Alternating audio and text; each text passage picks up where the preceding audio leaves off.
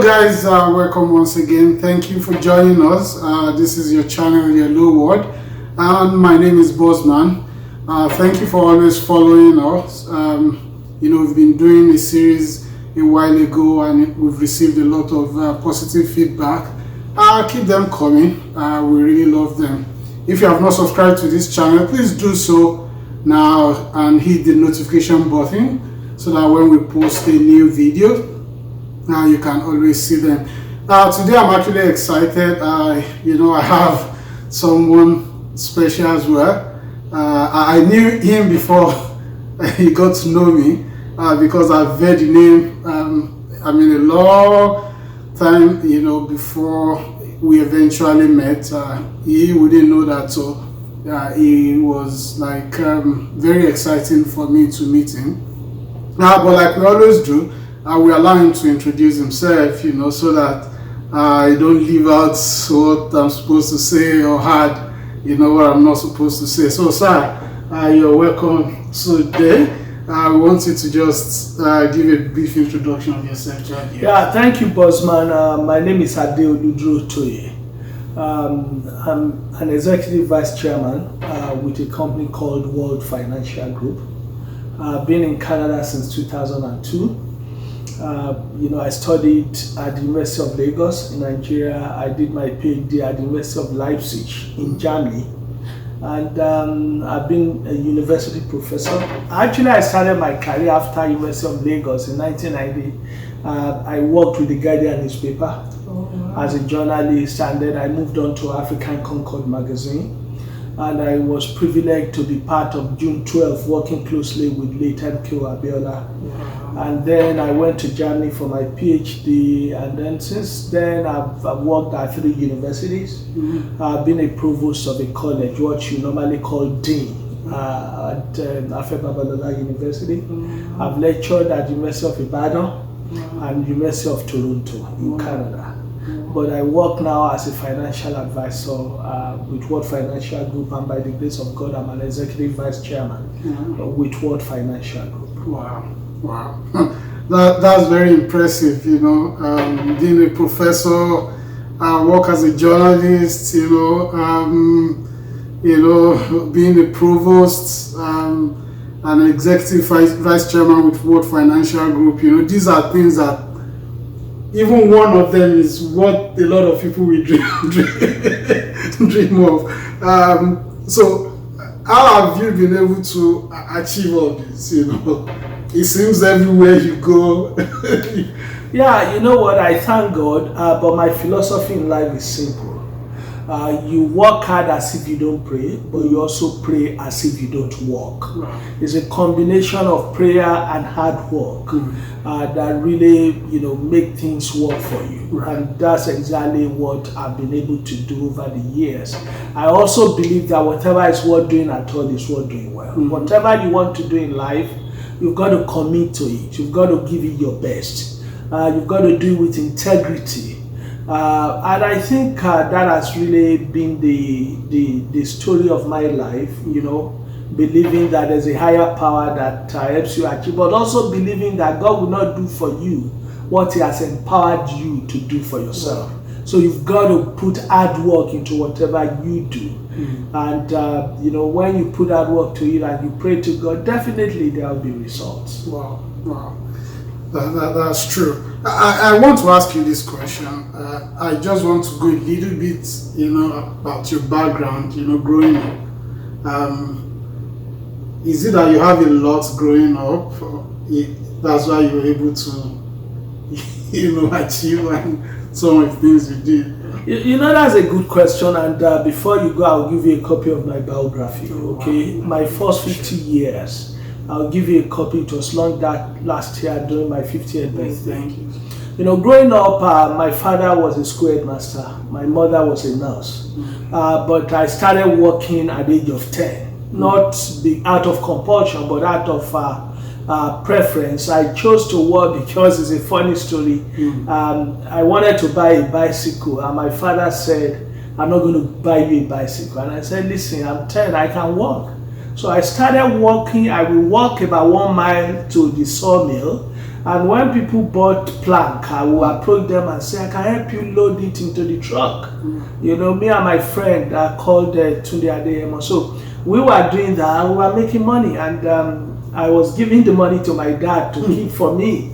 But when it was time to buy the bicycle, I said, now let's go get the bicycle. My dad said, no, I'm not going to buy you a bicycle, because if you get a bicycle, it's like buying death for you, because it's not safe. Many of these drivers don't even know how to drive and all that. So I started life like that. I knew how to work for money. My parents were not poor, but they were not rich. But growing up, I made a personal determination. Even as a little boy, I could see a little bit of discrimination between the children of the rich and the children of those that were considered not so rich. Even within a family setup, when you are all put together, or in any gathering whatsoever, maybe you went for birthday parties, and then you see how people were treated differently. And I said, look, I would never allow myself or my children to be treated this way. You know, and so that was like a motivation for me in life. And of course, my father used to tell me whenever he wanted to pay my school fees, he would say, this is your inheritance. Use it whichever way you want. You can squander it, or you can use it well. And so each time I was in school, it was ringing in my ears that this is my inheritance. I cannot afford to bungle it. I cannot afford to misuse it. So I focused in school, and you know, God helped me. So it wasn't as if my parents were so rich, but you know, I thank God that what they gave me was more than what money could buy. You know, home training, that education, the fact that your education is your inheritance. You know, and my father also used to say that I can prepare you for the future. I cannot prepare the future for you. I don't know what the future has in stock, but I can prepare you for that future. And you see, many things happen. My father never witnessed COVID, for instance. Never saw this kind of plagues happening in his own time. He's late now, my mom is late, but that education, that upbringing has, you know, helped me. Wow. That's awesome. Thank you for Baba and Mama for what they did, you know, for you. Now, let's come to Canada. You've been able to do, I mean, a lot well in Canada, you know, which we term a foreign land. Can you share with us some of your success stories since you moved to Canada? When did you move to Canada? I moved in 28th of February 2002. You know, I finished June 26, 2001. I defended my PhD in Germany, and I'd gone back to Nigeria, even though we had started applying for Canadian immigration, but it wasn't true then. So I went back to Nigeria. I got a job at the University of Lagos as soon as I landed, because that was my alma mater anyways. And then the Canadian immigration came through, so we came here. But coming here initially wasn't so easy, sincerely. Part of my story that I probably skipped when I was introducing myself was the fact that when I got here, I started a newspaper. I pioneered a newspaper for the Nigerian community. Wow. Called Nigerian Monitor. Because I got here, the job wasn't forthcoming, and I felt that, look, I've been a journalist, I know how to write. So I had no money. So what I did was that I looked around for businesses, and I wrote a letter, you know, explaining my background and saying I was going to, I wanted to start a newspaper, a free newspaper, to serve the Nigerian African community. So I started Nigerian Monitor, and I without having any money, the first advert I got paid me $2,400. That was the first money I used to publish. Wow. So I started running that newspaper before other opportunities opened up. So you see, coming here is a new environment for us, and we never really had the Canadian experience from where we were coming from, even though we thought we were just going to get it up and running immediately coming here. But it's not always like that. But you have to think outside the box and see what your previous skills can be applied to here to give you your daily bread to start with. Wow, wow. I mean, that's a good one. That would have been my next question. But, let's go back again. Can you share some of your other success stories? I know you talk about the newspaper, which is powerful, but can you share some other success stories you've had in Canada? Oh, in Canada, I've told you, I was able to teach political science at the University of Toronto, which I think is a powerful stuff on my CV. But of course, my engagement with WFG since 2007, by the grace of God, had been a success story. When I joined the company, many people didn't believe in this. In fact, many people thought I was crazy. I was the only one who knew I wasn't crazy, and it's part of my upbringing. Whoever controls your decision controls your destiny.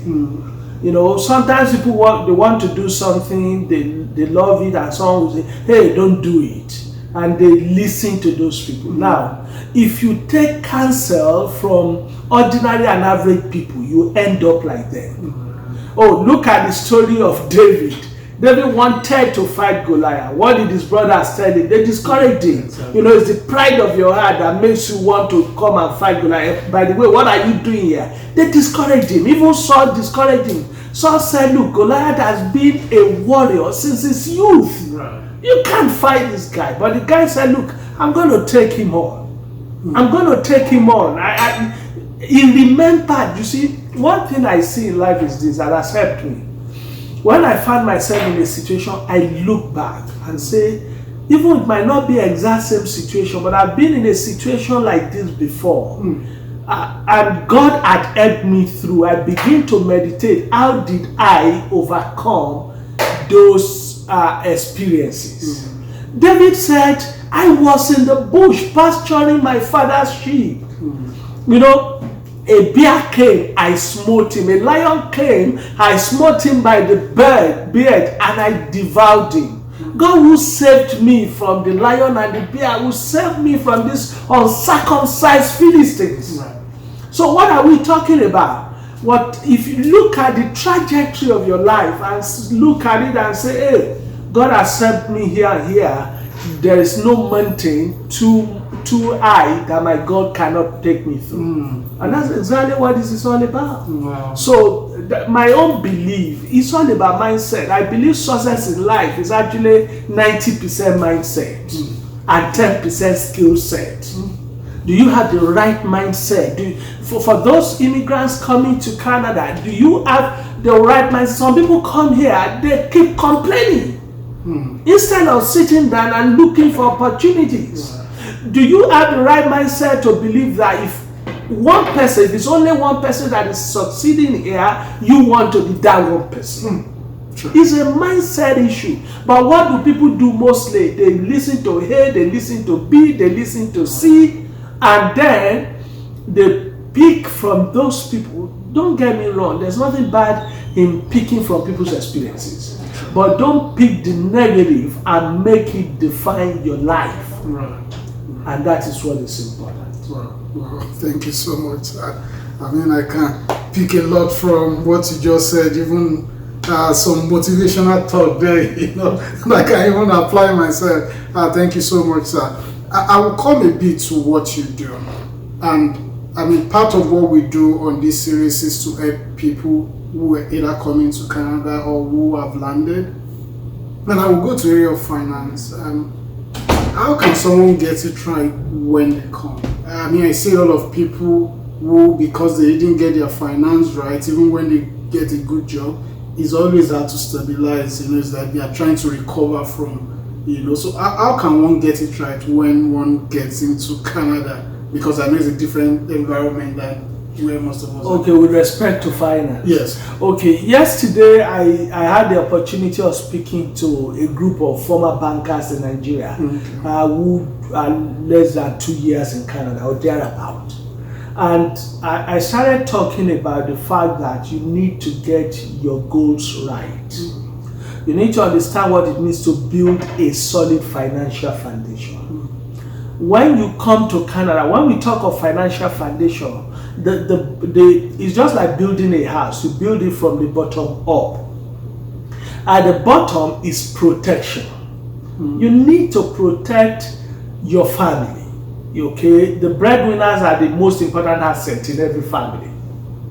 What happens if they pass on unexpectedly? That's what life insurance does. What happens if they just have a critical illness diagnosis? That's what critical illness does. But people come here with the mindset of, I don't believe in this, I don't believe in that. You need to unlearn and relearn. So you need to listen to information. Now, some people, when advisors want to talk to them, oh, I'm busy, they don't make themselves available for information. And then they begin to rely on information from here and there that could mislead them. If I have a toothache, who do I go to? I go to a dentist. If I have a headache, I go to a family physician. If you need information about finances, you go to somebody who is licensed to provide that information. But many people don't. They listen to people who tell them this won't work, that won't work, this one doesn't, and they listen to them and take their decisions based on that. That's very important. Secondly, you must also understand that you must have a goal for investment. You don't begin to spend every money you make. When you get here, I bet you there will be pressure on you from back home. Because they think that you pluck money from the tree here. And so you need to be able to manage that pressure in a way that it does not affect your own financial planning here. So if I want to invest, what am I investing? For my children's education. I'm investing maybe to buy a house. I'm investing maybe for my retirement. You need to ensure that you put plans in place, starting from protection in terms of insurance up to investment, and do not get into debt unnecessarily because you want to impress people. I've seen people in this country buy, for instance, cars that they can't afford because they want that wow expression when people see their car. Wow. They buy homes they cannot afford. You know why? Because the one people come to their home and say, wow. And so when they get into that trouble, they begin to do 2-3 jobs. I bet you, my dear brother, just like this guy who wrote Rich Dad, Poor Dad, Robert Kiyosaki said, in every economy, there are 4 quadrants. It's either you're an employee or self-employed person or business owner or an investor. What you should think about it, how do I move myself gradually from an employee to a business owner? So that you are in control of your time. So, but many people come with a mindset that they are not ready to unlearn and relearn new things. And so, the first rule that I would tell people to get it right is that do what you can afford. Number 2, don't spend more than you make.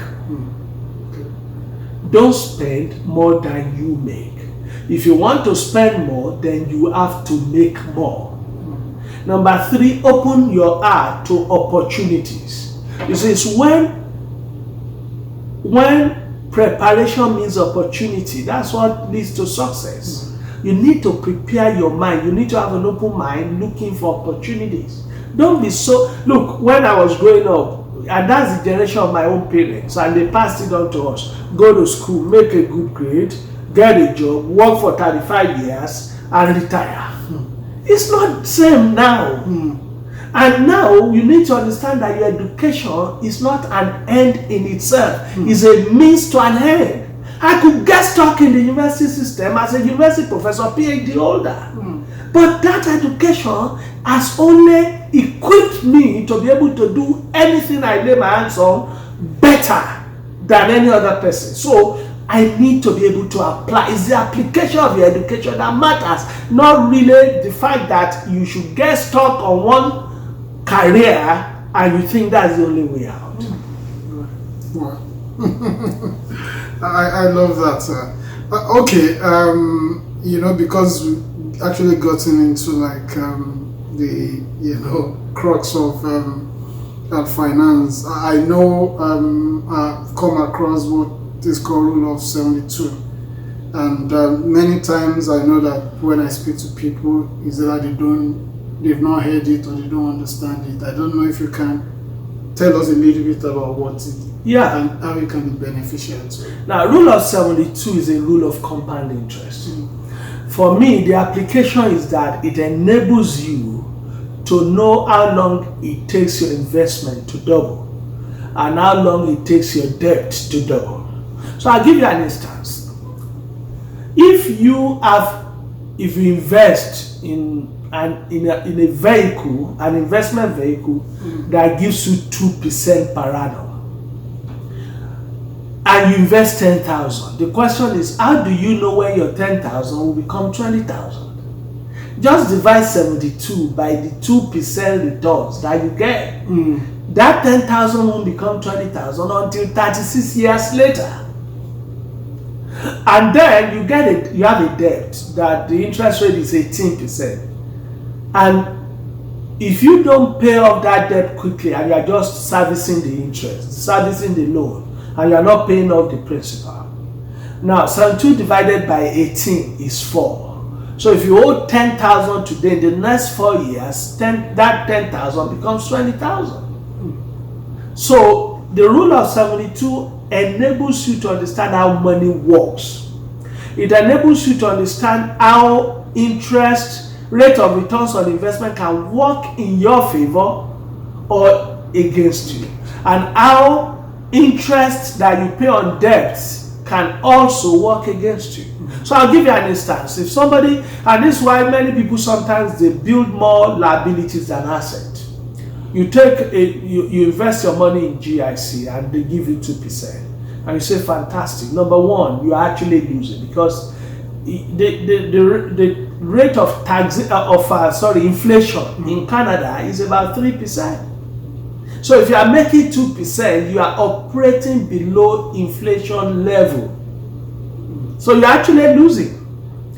Now, but if you put your money where you get 2%, and the same organization that gave you 2% calls you to say, I give you a credit card at 18%. So you have 10,000 in investment, you have a credit card, 10,000 credit card room, and then you spend the 10,000. Even though you have 10,000 invested, but you are getting 2% on your 10,000 that you've invested, but you are paying 18% on the credit card. So which one? You are building more asset. That means to double your you are building more liability. You double your liability every 4 years. Remember rule of 72. 72 divided by 18 is 4. But you are doubling your asset every 36 years because 72 divided by 2 is 36.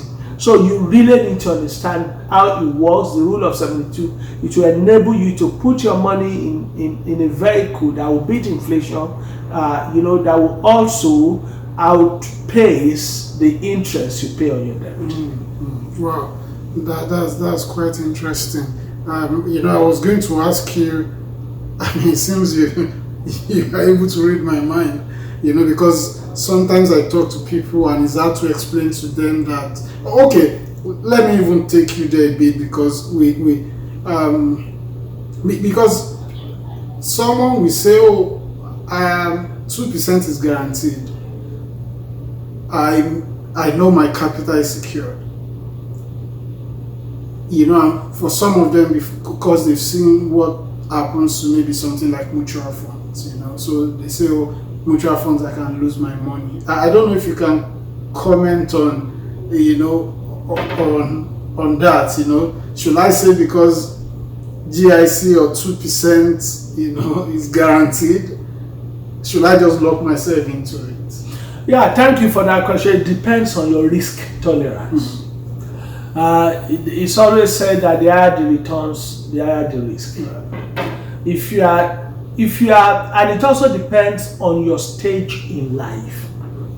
You wouldn't expect somebody who is nearing retirement to go and put money in a volatile environment, because if the market dips, you might not have enough time to recover. The market will always correct itself, but you might not have enough time to recover because you are nearing retirement.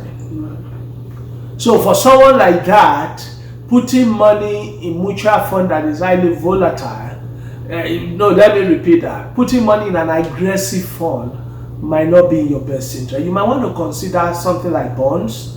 You might want to consider, things that are not as volatile. Maybe a balanced fund. But I want to do a disclaimer here that it's better you talk to your financial advisor. Okay?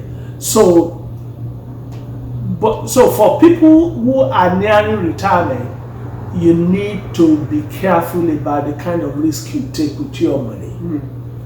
But people who are much younger and who still have appetite for risk and who believe that even if I lose money, the market, I don't need the money now anyways. Maybe your investment horizon is 20 years.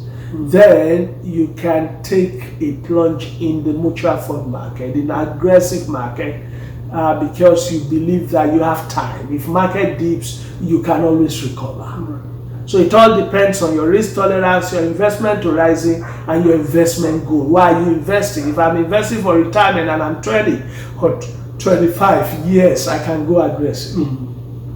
But if I'm investing for my, maybe I need the money in the next 5 years, or maybe I need the money to buy my first home, I might not be able to take that much risk. So it all depends on your investment goal, your investment horizon, and your risk tolerance. Well, thank you so much, sir. We'll be taking a short break. It's been, very interesting. I know we'll talk about quite some other concepts. Just stay with us. Don't go away. Thank you.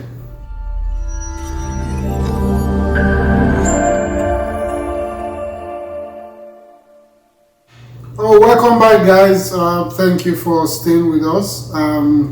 We've been with our special guest today, who I will call Prof, and he's been giving us a lot of insights and some motivational talk. And I mean, for me, it's been even so beneficial to me. So thank you once again for being here today. Thank you. All right. You're welcome. Yeah. So we'll continue today. Now we've been talking about finance, and I want us to talk about, how one can save effectively, and also benefit of saving regularly. Yeah, thank you, Bosun, and I must use the opportunity again to commend you for what you are doing. I believe this will go a long way in helping a lot of people. That's right. Having said that, the thing with investment is that you cannot really time the market. You don't know when the market is going to go up or go down. You don't know when we are going to have what is called bear market or bull market. Now, because of COVID, we have bear market, but the market is trying to correct itself. But when you invest regularly, that's what we call dollar cost averaging. Now, when you invest, let's say every month, you engage in the market, you invest in the market. When the market is down, the implication is that you buy more units. When the market is up, the implication for a regular investor is that the market value of your investment has gone up. When you invest, there are three variables. Okay, the units, the number of units you have purchased, the unit price, and the market value. Unit price can change. Market value can change. But the number of units you have in the market will not change whether market goes up or down.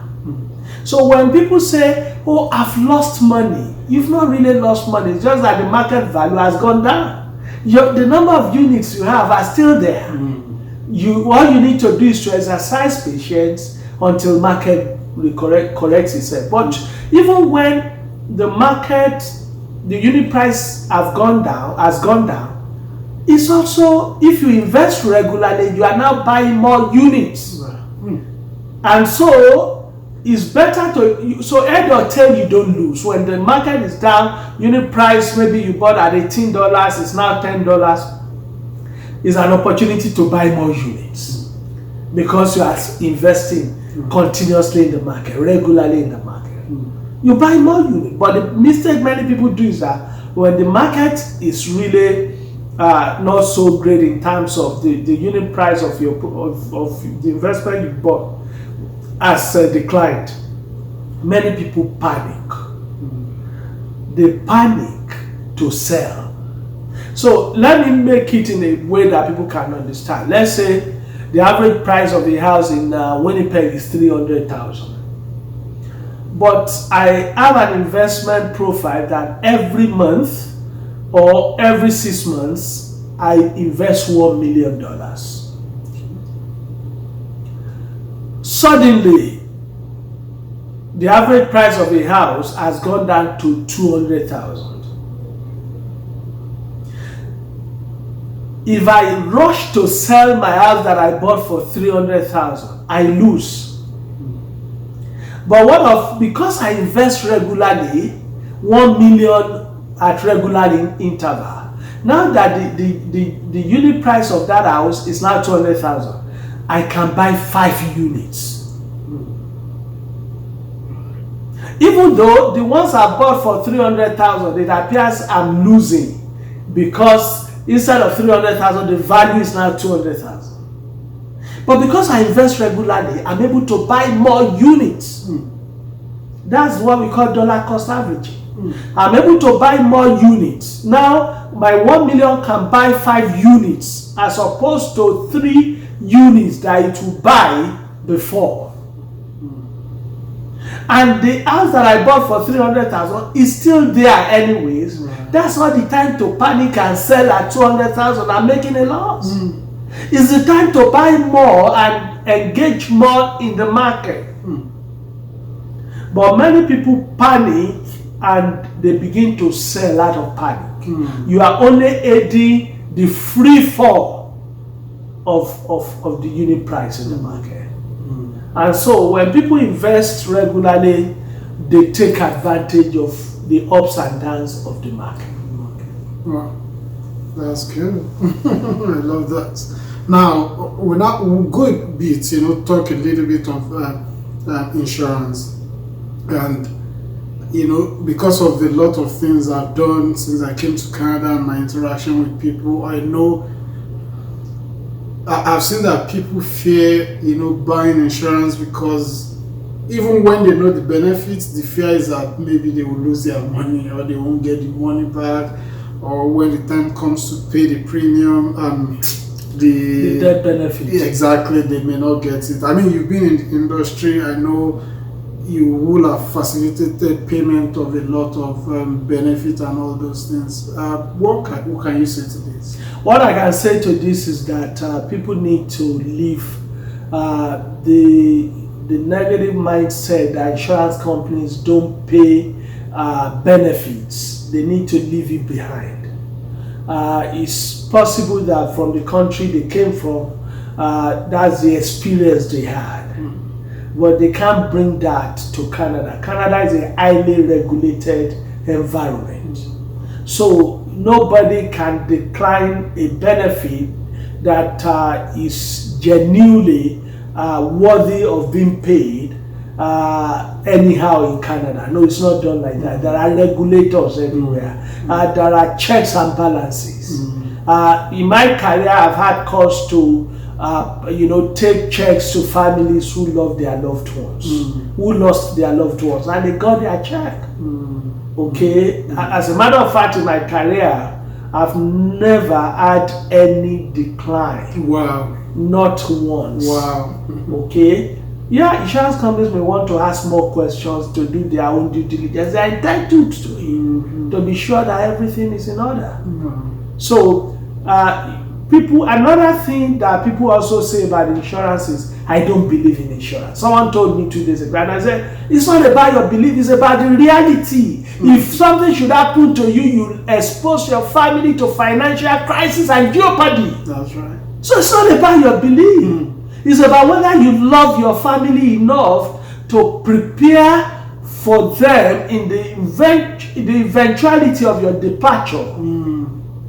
So it's not about whether you believe in it or not. You don't believe in education, then you go and embrace ignorance. It's going to cost you more than the education.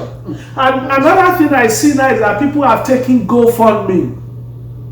as a substitute for insurance. So if somebody dies, go to GoFundMe, go and look for money. I'm not saying GoFundMe is bad, but it's not a substitute for life insurance. It's not. How much can you realize from that? It's not a substitute. Look, you plan for yourself and your family. You plan, and insurance is affordable. Buy what you can afford, but don't leave your family exposed unnecessarily. That's right. Thank you, sir. Now, there is, some that are skeptical. Also, there are some that will say, one, I'm young, I'm not married, why should I buy insurance? I'm a student, why should I get insurance? Or why should I buy insurance from? In fact, I've met someone one day that said, are you praying for my son or my daughter or my kids to die or to fall sick? Is that why you asking me to buy insurance for them? You see, the thing is due to lack of understanding. And that's why financial literacy is very, very key. Nobody teaches you financial literacy in school. And that's part of what I do to provide financial education. You are young, you are elderly, you don't need insurance. Do you know how I respond to that? Do you buy auto insurance after you've already got into an accident or before? It is when you are elderly that you are insurable. But because you are young and you are elderly, it's easier for you to get insurance and lock in your insurability because you don't know the state of your health tomorrow. And so when you get yourself insured now, the better for you. Secondly, people are looking at insurance as only going to pay death benefit when you die. But there are other products, insurance products, that pay benefits even when you are alive. There are insurance products that can be part of your retirement planning. Even in retirement, you can start to draw money from that product for your own retirement. There are insurance products that will also, help your children. You can start building wealth for their future. There are insurance products that allow for generational wealth transfer. You just need to sit down with a knowledgeable, licensed advisor who can explain all these things to you. So instead of people just coming from that mindset of I'm young, I'm healthy, I don't need insurance, I'm not married, they need to sit down and allow themselves to be educated.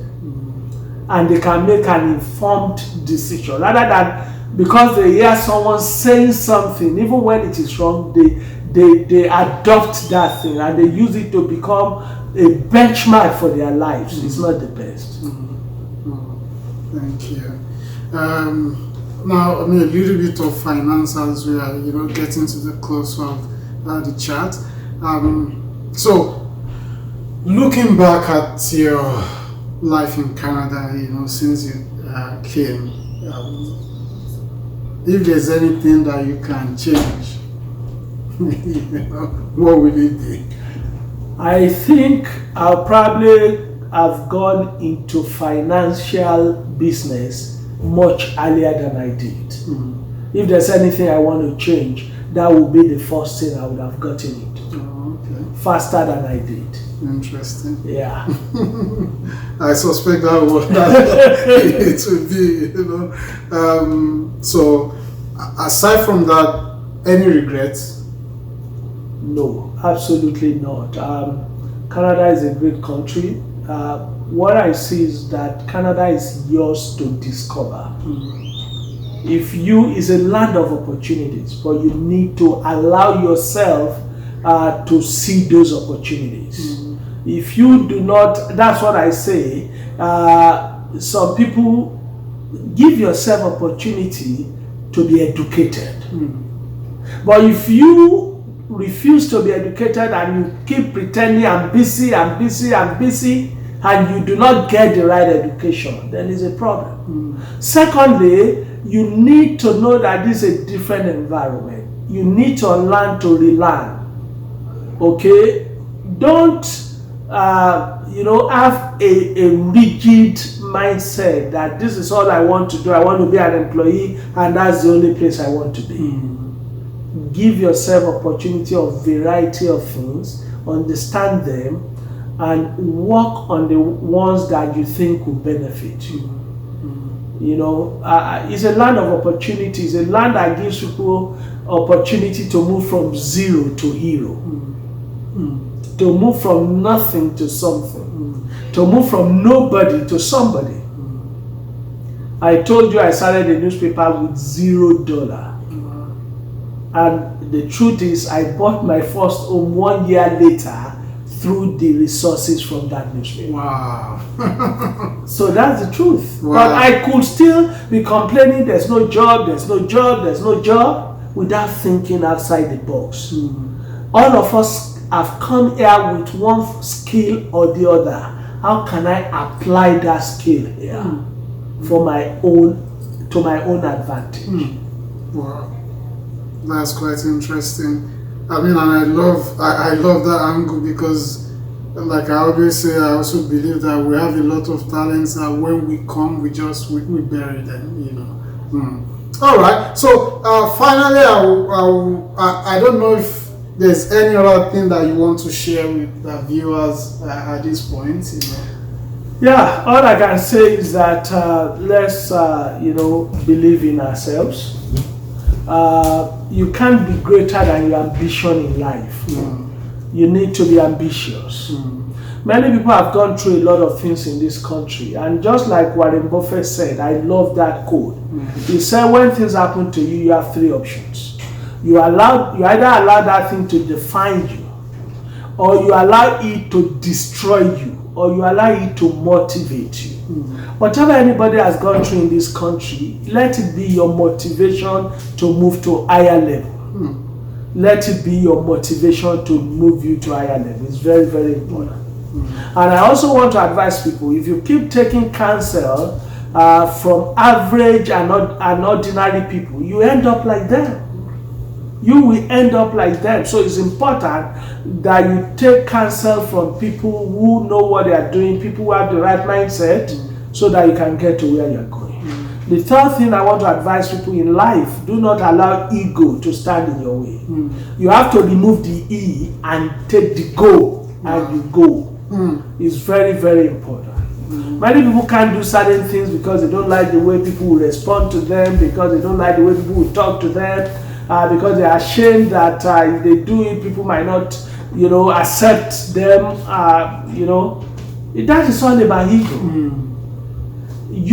If you believe in something and you tenaciously focus on it, what you focus on is what you achieve. People have to be focused. Equally, people should not try to copy things that will land them in financial troubles. It's very important. Buy what you can afford.